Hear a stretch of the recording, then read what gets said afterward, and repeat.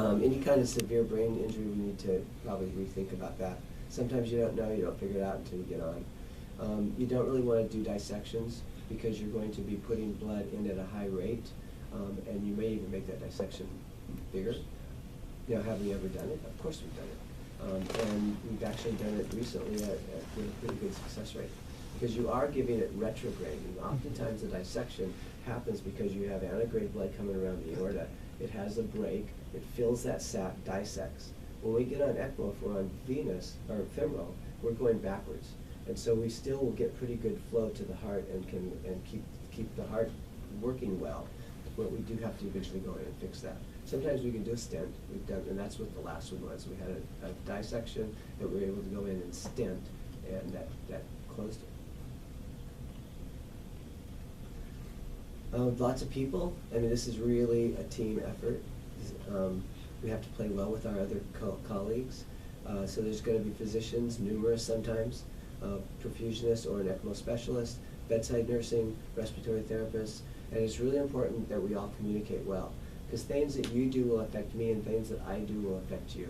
If I see that my CO2 is climbing on my CDI and I turn up my sweep, and then you do a blood gas and you find that your CO2 has changed, before you change something or get RT involved, you need to ask us if we've done something.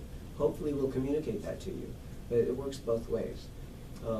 Things that, like drugs, if your order says keep the map at X and you've changed some of your drips, and we need to know that because we'll see that change too, and we might try to adjust the pump accordingly.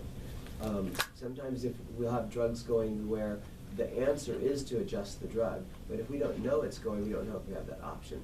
If epi wasn't mentioned that it's on, I don't know that it's on unless I start looking, and I might try turning my pump flow down, or it'd be better just to turn the epi down and get better flow. There's lots of things we can do that makes this not a good thing.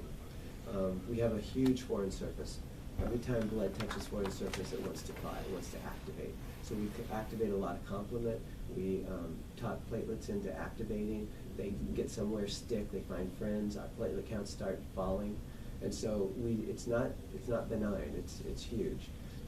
The game we play is we try to keep the circuit from clotting, we try to keep the patient from bleeding, and that's kind of a yin and a yang, and sometimes we do it really well and sometimes we don't do it so well. There's a lot of complement activation that we initiate, and lots of humoral type reactions that we start that we're not really aware of, but it's because we have this huge foreign surface. And so they often will get a systemic inflammatory response, and patients react to this differently. Especially with kids, sometimes our circuits are 2 or 3 times their blood volume path. So we're taking an awful lot of surface and exposing their blood to it. And sometimes they'll drop their pressure to 0, and we're scrambling just to try to get back up. With adults, they react differently. Sometimes you'll go on and they'll be hypotensive for a couple of hours while you fix it, and they're fine. Sometimes people don't respond at all. So it's a very patient difference. So our current systems, I kind of talked about this. These are really good systems compared to what they were 10 years ago. We have a really safe pump. The centrifugal we use today doesn't generate much heat, doesn't chew up much platelets, doesn't chew up much blood. There's a couple of other pumps on the market, and they're all pretty equal. One pump might chew up platelets a little bit more, but not significantly. The other pump might have more heat generation, but not significantly. So we have pretty good equipment there to work with now. Oxygenators are a magnitude better than they used to be. We don't eat up platelets as much. If you see your platelet count starting to drop, we worry about HIT, but we also worry about circuit DIC. And so if we get a clot forming in the circuit, you might not even be able to see it. It might be inside a pump head, it might be inside the oxygenator, but clot begets clot. And as clot starts to grow, it starts taking your platelet count. So that might be your first sign that we might have a problem in the circuit, is your platelet count will start to drop and you can't keep it back up, or you're giving platelets every other day. And we have changed circuits just to try to prevent that. Lately, we have a little kid on at Lucille Packard. He's been on now for 4 months, and we can't get his anticoagulation totally right. And so we go through quite a few circuits with him. And it's usually when I flush them, I can find some place where there's a clot forming that is causing this. The HDLs will go up, and if we could do plasma-free hemoglobins, we'd probably find that the plasma-free hemoglobin has gone up. Your D-dimers will go up. So you kind of know that it's a circuit thing. We use percutaneous cannulas now with the goal of trying to make that entry point a tight point so it doesn't bleed. It'll probably still bleed, but we do try to do things to minimize bleeding. If we're going on cardiac support for a code, it'll always be VA.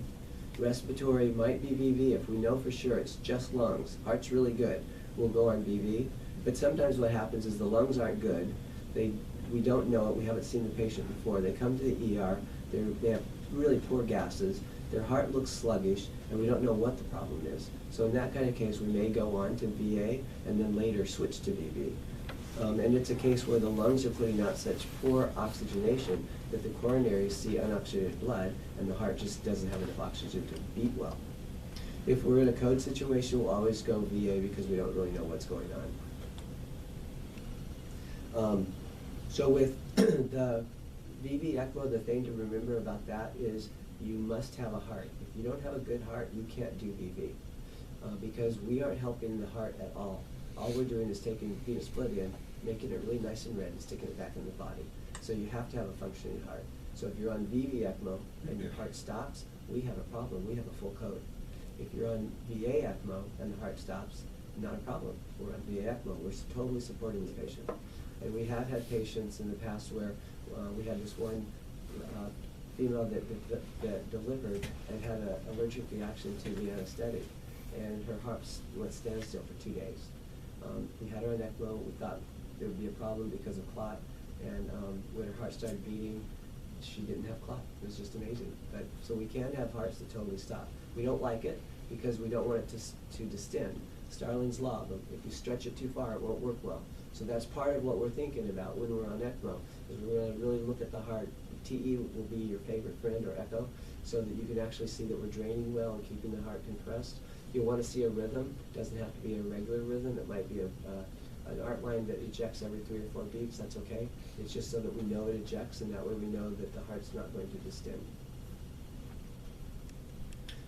Again, just to remember where your paths of blood are when we start cannulating things. This is just a graph. This is going to be available to you, so it's just a grid that kind of talks about the different sides. Things to recognize is your radial PO2 is going to be very different if you're on VA ECMO versus VV ECMO. Because your VA ECMO, you might have 100% saturated blood with a PO2 of 400 going into the body, but then it's going to be taken by the right side, thrown into the lungs, and your diffusion is still going to occur, or not, based on what problems you have in your lungs. So by the time the blood gets through the lungs, your PO2 may be down to 90. And then it gets put out the heart, and it mixes with whatever other venous blood it has. So you may still end up with radial gases that you would think are not good. But if you're on VV and your radial gas is 45, that's not bad. And then it will increase as the lungs get better. As the lungs start oxygenating, you'll see the radial PO2 start to increase, even though we haven't changed anything on our circuits. So again, oxygenation delivery is really high on VV, kind of moderate on, or high on VA, kind of moderate on VV. Pulmonary circulation is unaffected in that you just run blood through it and see what happens. Circulatory support, totally support or a lot support on VA, no cardiac support on VV. And that's pretty much what that says to. So again, VV, it's a shunt. We take blood out, we put it back. We do not decrease RV after preload. We do not decrease pulmonary blood flow. We don't affect the LA return with the same amount of blood still going there. We don't decrease LV output. Where with VA, we do all that stuff because we're actually taking blood away from the heart before it gets there. So if we take 40% away, what goes to the heart is going to be 40% less, and you're going to see less output. So cannulation, usually we cannulate femorally. Here, I think most of ours have been femoral, AV. We can cannulate the neck. We can cannulate AV in the neck. We usually think about this if it's going to be VV and it's going to be on for a long time, because if it's coming out the neck, we're able to wake the patient up and walk them with cannulas here. We have walked femoral cannulation. If it's only one cannula, we tie it down really well, but we can do it. Walking and getting them awake, tracheing them early on is good because that lets them have more tubes out of the mouth. We have a lot of people who get a valve, and so they can talk while they're on ECMO. The little guy we have on right now, he's been on 4 months, and now he's walking around the unit once a day. So we're trying to keep him healthy because he's waiting for lungs. And so we found that keeping people healthy and walking and exercising is really important when you're on ECMO. Again, really important for nursing care. All the normal nursing care you do for every patient is expected on ECMO, which means you do roll patients, you do back care, you do all that stuff because they're prone for getting decubiti and sores. Watch for ears, watch for occipital wounds, because you may even move them side by side, but you'll get an ear kinked. Or sometimes the cannulas will come up and you'll get a cannula behind the ear. So it's really important to look for those kind of things. This is a diagram of VV, if we're doing a VA, sorry. We often do groin cannulation for that. VA often return to the IJ. Those cannulas will sometimes meet or come really close into the atrium because you're coming from above and then up from below. According to how close those cannulas get, we'll have recirculation, and I'll talk about that in a minute. This is to remind me to tell you about cleaning because you nurses love to clean. Please don't clean the clots off my cannula because those cannulas are keeping things from bleeding. So don't get chlorhexidine in there and scrub like crazy. We just want it to be a nice clean dressing, and we want to leave clots so we don't have blood. Remember, you're probably heparinized. You flick a clot off and that'll start oozing, and it'll ooze for days. Talk about where we cannulate. We've kind of gone over that. So here's a picture of the vessels. We can cannulate any of these things. We need to have it big enough to flow. So we have certain ones that we usually go down to. So we oftentimes, arterial cannulas are groin, like we've talked about. We can cannulate up in the carotids. We can cannulate the axillary. Sometimes the axillary are used if we think we're going to be on for a while. So the axillary lives right in here. And so we will go in and put a graft on and then do our arterial return there. Again, that makes it really easy for mobility rather than having it in the neck or in the groin. We can cannulate the aorta. If they come back from the OR on ECMO, chances are we're going to cannulate the aorta. And we can combine these. So we can have two returns.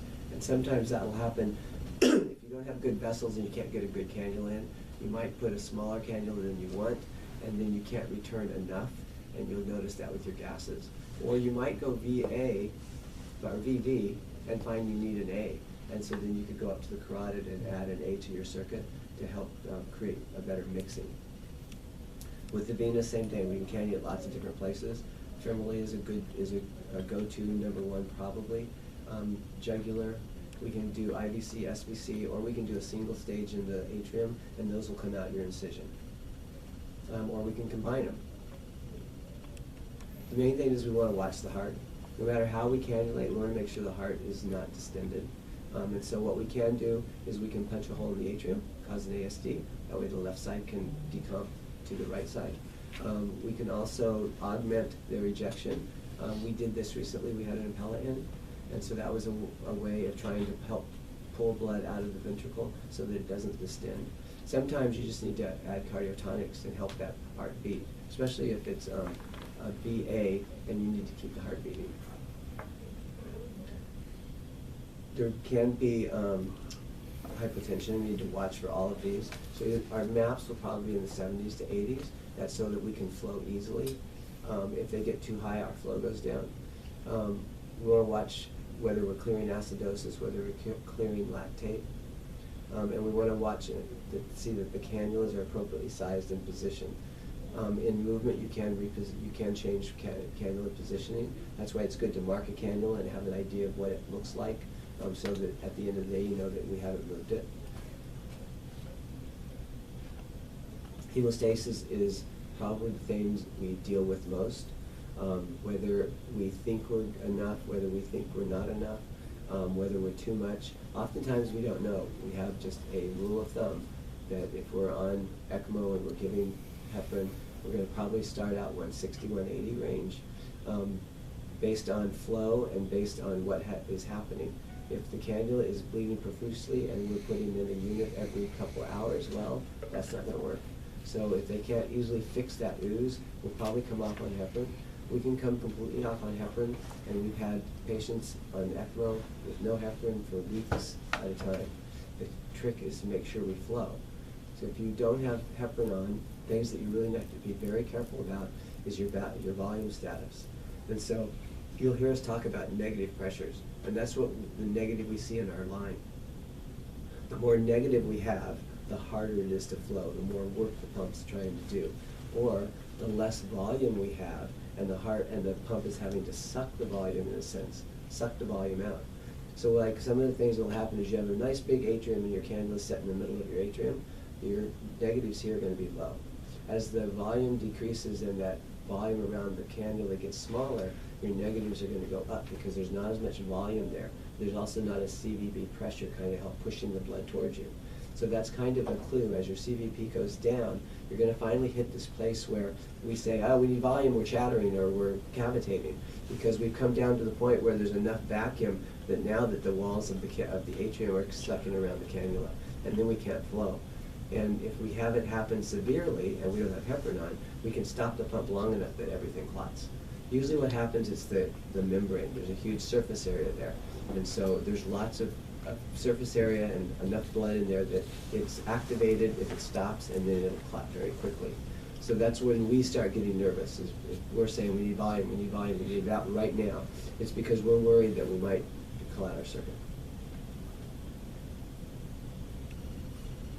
Again, CVP, I just mentioned that. CVP is a very helpful tool. We don't think of CVP as you normally do. We're not going to try to keep it 6. We might try to keep it 23.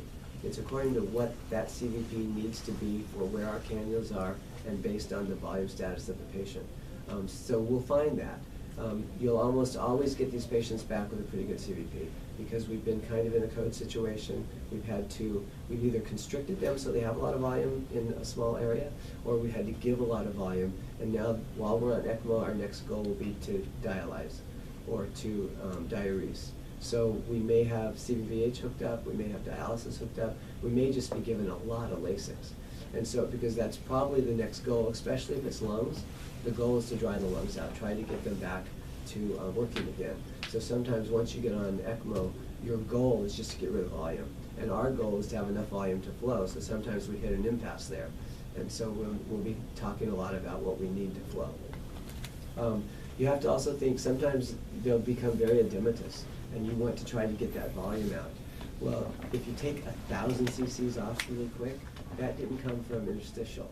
It didn't have time to diffuse. So sometimes you want to set your goals very low, like 100 cc's an hour, but continue that for 3 days. Then you'll get a lot of volume out, a lot of that extra volume off. Pre and post pressures, what you'll hear us talk about that. Pre and post is what the blood pressure is on the pre-membrane and what the blood pressure is on the post-membrane. And by knowing those two numbers, we kind of know what's going on inside. And for most of our oxygenators right now, that's going to be around 30 plus or minus 10.